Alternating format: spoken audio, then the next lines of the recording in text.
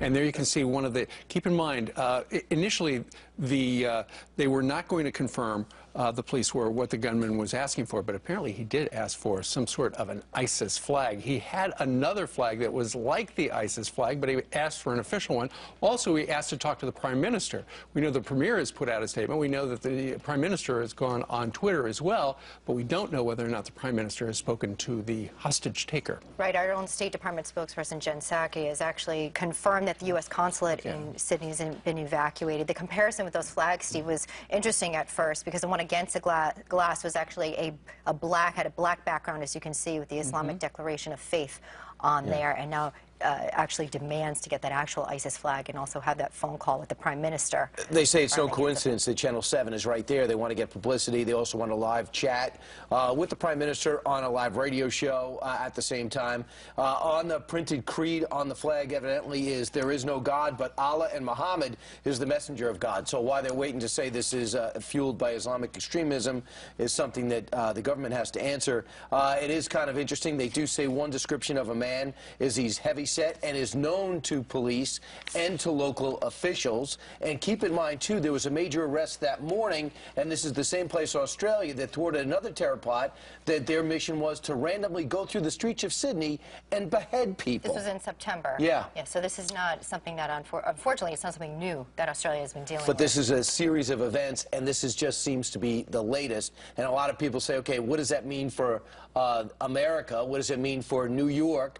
The #1 spot for terrorists to hit. Sure, and in fact, there is a Lindt chocolate shop about 2 blocks from where we're sitting right here. And there you can see, we should point out that 5 people in all got out of that building.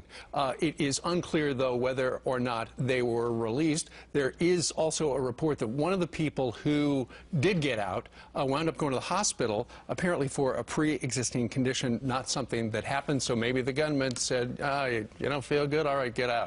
Meanwhile, the actual individuals here at home who've been looking into and trying to stop attacks like this and perhaps future hostage situations, as we are still at war indeed with ISIS and terrorism, are the CIA, and they've been painted as the bad guys at home. You know, former Vice President Dick Cheney actually called out Chuck Todd over the weekend yesterday for taking cheap shots on the CIA enhanced interrogation report. Take a listen to this.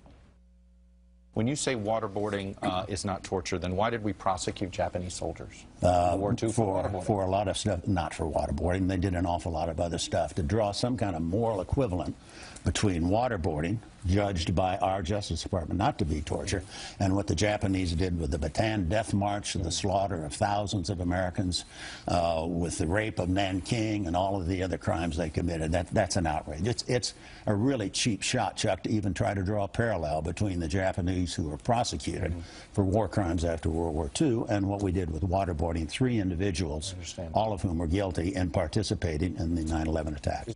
The American people really have very little compassion for those people in Gitmo. I think these are Washington insiders are sitting there saying, you know, this shouldn't be done to even the worst of the worst. I think in the big picture, when you look at the CIA, if they thought the methods were to be nice and to be friendly in order to get the maximum amount of information as quickly as possible, that's what they would have done. I think people are acting as if we were out of our minds and the CIA was just sitting there trying to get an eye for an eye. They were just trying to quickly get as much information as possible. And keep in mind, the worst could be yet to come. Later on this week, we're going to find out if the Obama administration will be successful or how hard they will fight to stop the releasing of hundreds of photos of the interrogations, various things that happened in Afghanistan that would not make us look like the benevolent people we want to portray ourselves are, because we're doing this thing, we're at war.